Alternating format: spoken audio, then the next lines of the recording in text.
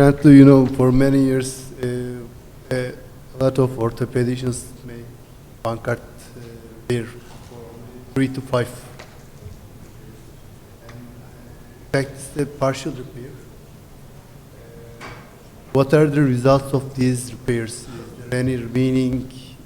What are the remaining complaints after this partial repair? Instability or pain? Sorry, can you repeat the question? We couldn't.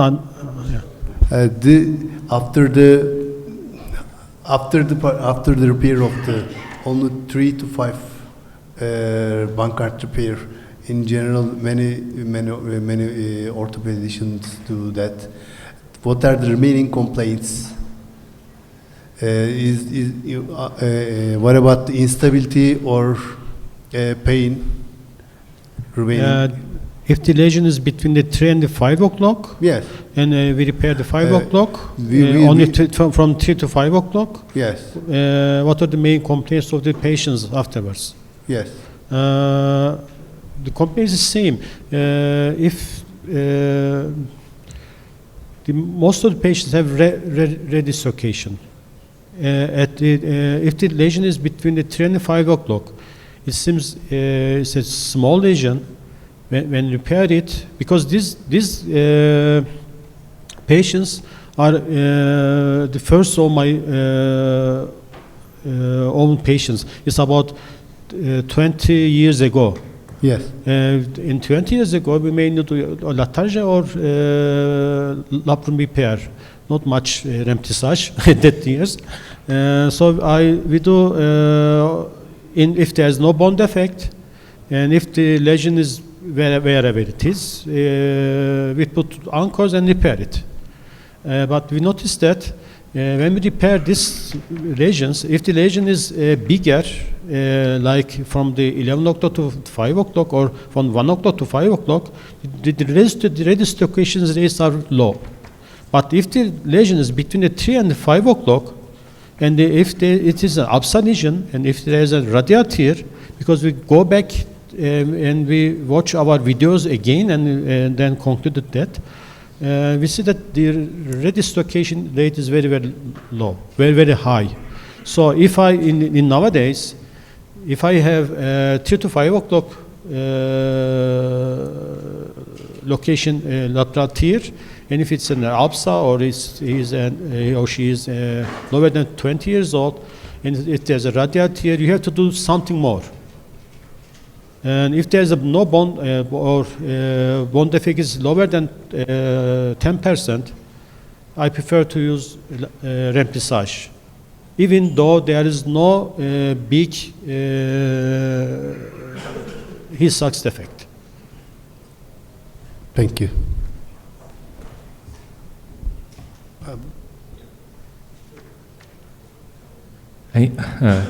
Okay. Thank you. I have a question to Ulunay Kanatlı, Abi, and it's always exceptional to see your, observation of the regions. But I have a question for, definition of the region. I mean, the radial tear. I mean, there's a chance that it is not the tear or just a normal variation. Like when you mentioned the 3 o'clock radial tear, in 12 o'clock to 3 o'clock, anterosuperior labrum, we know that there is the most commonly that the normal variation happens, like a sublabral foramen, and sometimes the labrum is missing. So isn't that, is there a chance that there's a labrum missing at the 12 to 3 o'clock, and there's a tear below the equator, so that's what you call the radial tear? No. Thank you for the question. And you may see in the video also what I call radial tear at the 3 o'clock position. Most of them have abscess lesion. When we remove the abscess lesion, we see that there is also intact labrum between 1 and 3 o'clock. There's intact labrum there. No hole, no buffer complex. This is there's an intact labrum. So when you try to reduce it back, if there's a radiator and it's you can see this is unstable, because most of the Bankart region there's no radiator. When you release it, you will see that it comes at the level of the glenoid although under water pressure. But if there's a radiator, there's an intact part of the labrum at the 1 and 3 o'clock, but the labrum cannot be reduced.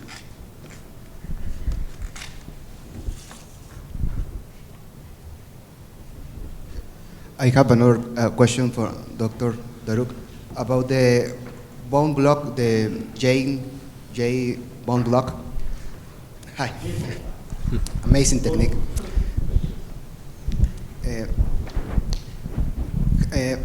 Have you ever had a glenoid fracture when you do the osteotomy when for inserting the J block, bone block, and has it failed in your hands?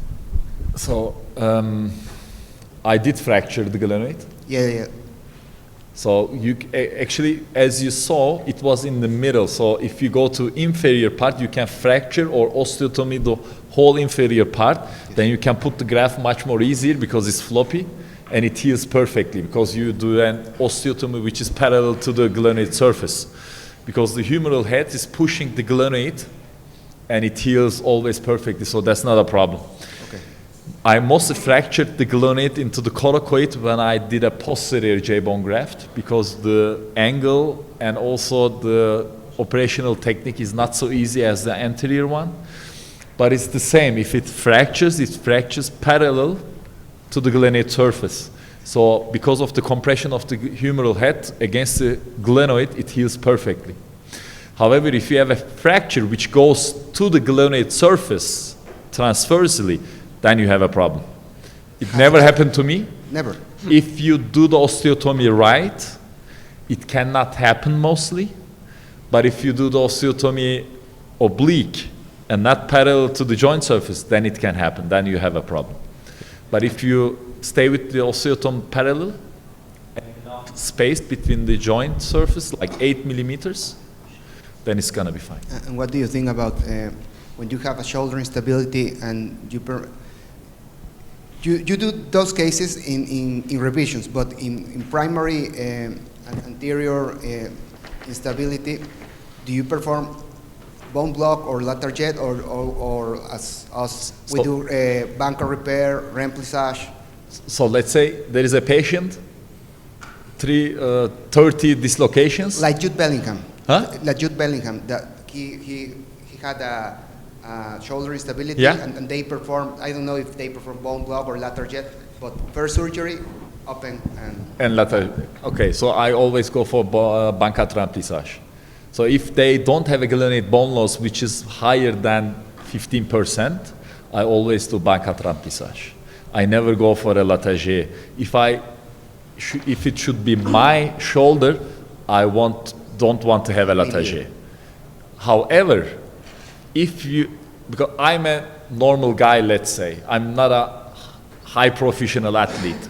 If you have an American football player or a rugby player, then it can be a different thing, right? So, because he needs a super shoulder, because his normal shoulder is dislocated, right? So I think if you put a latager on a normal shoulder which doesn't have a glenoid defect, the newer shoulder with the latager is more stable than the normal shoulder itself. Why?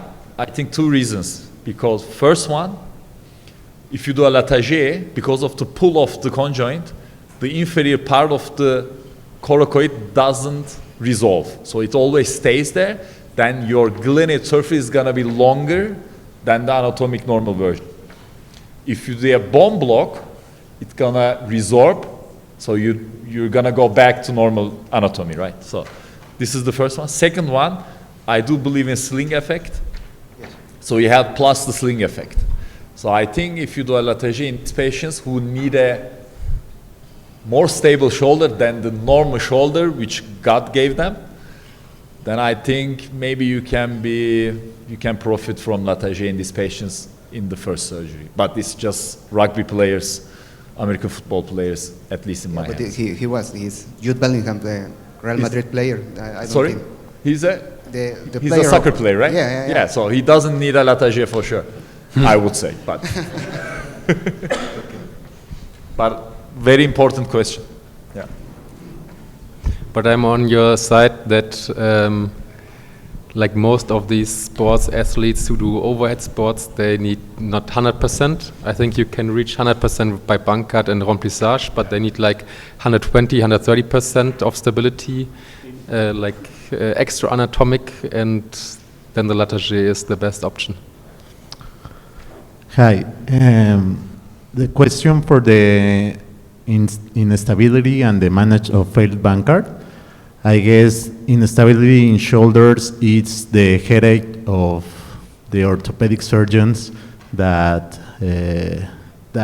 we treat shoulder, because it's young patients that we can put a arthroplasty. We need to resolve this. And in my practice, I have seen instability with severe bone losses of the glenoid. And my question is there a theme on the last AOs? And there is now a Latarjet mania, and the American orthopedics are developing this surgery like on very young patients. And is there any window to perform surgeries on soft tissue like dynamic bicep surgery and like other surgery before Latarjet? I guess on a patient with 80, 20 years to do like a Latarjet, it's maybe very invasive, because after Latarjet, what is the question? What, yeah. After a patient's 20, 25 years, the Latarjet failed, what is next? So, yeah. Well, the first question is, and I think it's not solved, when does the osteoarthritis journey begins? Is it the first trauma at all which sets the whole journey? Or is it our procedure? So if you leave patients alone and do nothing, we also know that they will end up in osteoarthritis, and at least in my hands, once they become chronic, like those patients with several dislocations, it's hard to catch them and bring them back to stable, compared with to the state where they have just one or two dislocations. And the other question was, is there something in between? The DAS procedure, I don't know if you're all aware of this, is the transposition of the long head of the biceps, also subscap split to the front of the glenoid. Yeah. I'm personally not very convinced, because we don't add more soft tissue, like the labrum or concavity won't be bigger. We don't add any bone, but we do a lot of damage also to the subscap. And right now you have seen the Latarjet procedure is published 54, I guess. And since then, this procedure was never changed because it's working. And then we have the DAS procedure, and within the last 5 years, it was isolated DAS, it was DAS plus Bankart, it was DAS plus remplissage. So it had multiple modifications. There's no study with one control group to show it's better than Bankart and remplissage alone, or even Latarjet. So therefore, I cannot make like a good opinion on this topic, but we will see. Future will tell. Yes, about DAS, I'm totally agree with you. But to get you to the osteoarthritis, your main question is about the osteoarthritis. How we get rid of the osteoarthritis? You see some during the Doruk's presentation, they put bone block or latarje, but there is something is continuous. This is translation. In most of the cases that we saw, if you put only bone block there, or only do latarje, in some patients, translation continues. The head is not centralized. It seems centralized, but it is translated anteriorly. It is in the spoon that is called by Doruk. It's in spoon, but the spoon is get bigger, and the head is more translated anteriorly. So, for my opinion, we don't need to put a bigger bone to protect to get a bigger glenoid, because we can get a bigger glenoid, but the translation continues. So what we have to do is whatever you've done, you have to repair labrum and ligament back to get rid of this translation. And you may see that as you mentioned about Burkhardt for engagement. When you first enter the joint, you see engagement in about 30 cases, maybe 30% of the cases. But when you repair the labrum back, it falls down maybe 5% or 7%. So the main thing you must do for me, you have to repair labrum back and with the ligaments back to get rid of this translation. If this translation continues, there will be maybe no dislocation. But in young age patients, you will see degenerative arthritis very early. So I think whatever you put, bone block, latarje, it's not easy to repair labrum back in latarje, but it's very, very easy to repair labrum back in bone block procedures. And maybe the massage is doing also some soft tissue adjustment for translation. So for me, translation must be reduced first. Okay. And if we have severe bone loss of the glenoid, what is your experience using bone graft or latarjet in these patients? Severe, I mean, I had a patient 15 years with the loss of at least 50% of the glenoid. So my choice was to put an autograft fibula graft to restore all the anterior wall of the glenoid, because my thought was with the latarjet it's not to be stable, so I need a larger graft, but I can take tibial distal or radial distal, or this bone graft that it's studying on this severe loss. What is your experience on this severe loss? This is a hard situation, especially if the patient is young. Yeah. If it's 50% or more of the surface. We don't have fresh frozen allografts available in Germany, so this would be my option number one for young guys like the Americans. We don't have it. The latarjet, you see, like my technique, you get 1 centimeter of bone length, but this is too little in these patients. Then I go for a J-span or inhibinet like Do does.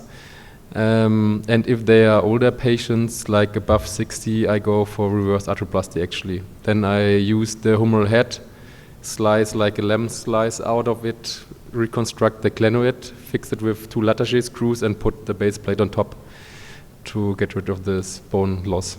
Same. You cannot use coracoid for huge defects Yeah. because it's too small, so you have to go for iliac crest, and you cannot do, if it's more than 50%, you cannot do mostly J-bone graft, like I showed, because the keel is mostly not stable and you have the defect which goes like that, right? Yeah. So you have to do like that to put a J-bone graft, and your keel is going to be too short, so you have to use always 8 inhibited 2 screws to use it.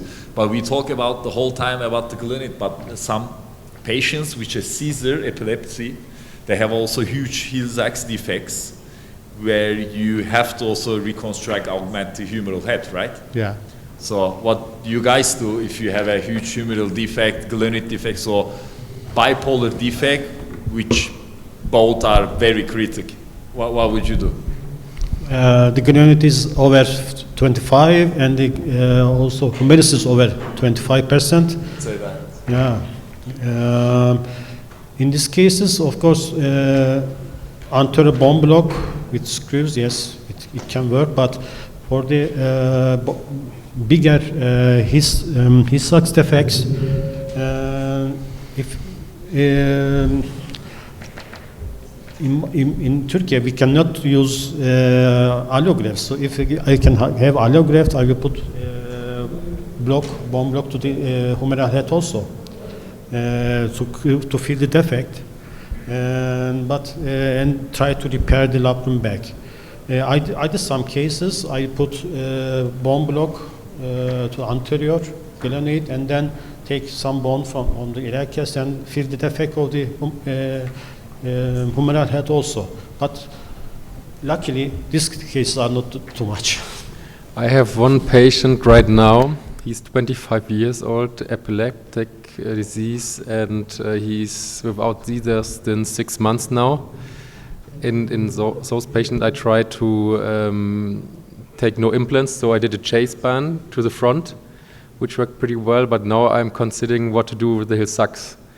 So I decided... So you do 2 surgeries? I do 2 surgeries because I wanted to have CT scan to see am I on track or off track after chase band, if it's enough. Is anterior instability? Sorry? Anterior instability, yeah, but a huge Hill-Sachs at the back. So mainly they are posterior, but... So I harvest the iliac crest already for anterior, so I probably go for an allograft humeral head for posterior and fix it, but I decided for 2-stage. You can, of course, consider do it 1 stage. Yeah, I would do 1 stage. But the question is... What do you use for the humeral head? You say, how big should be the humeral head defect that you do both? Because if it's off track, you can just do the glenoid augmentation and it's mostly suddenly on track, so you don't need the humeral head to be addressed. But I don't know which threshold we have to use. There is no threshold, at least in the studies. But I always do 1 stage with a femur head, allograft for humeral head and iliac crest. Maybe 1/4 is good. 1/4? Yeah. Yeah.